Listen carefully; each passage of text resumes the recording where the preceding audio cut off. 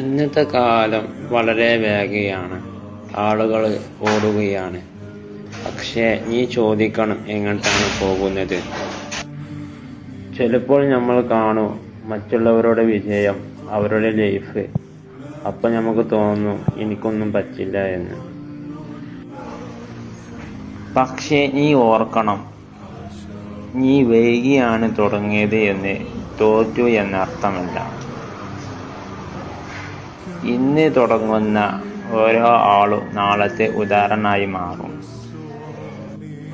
വിജയം ദിവസം കൊണ്ടല്ല, അത് ക്ഷമ, ശ്രമ, സ്ഥിരത ഇവ 3 കൊണ്ടാണ് വിജയം ഉയരൂ.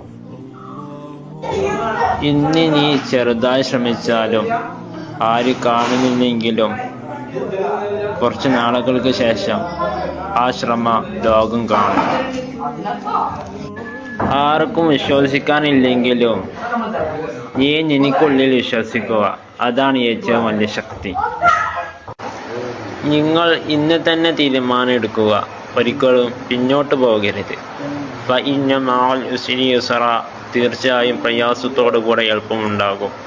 ഫഇദാ ഫറഅത ഫൻസബ്, നിസ്കാരം വിരമിച്ചു കഴിഞ്ഞാൽ ഫഇലാ റബ്ബിക ഫർഅബ്, നിന്റെ റബ്ബിലേക്ക് വിനയപൂർവ്വം ദുആ ചെയ്യുക. ഇൻഷാ അല്ലാഹ്.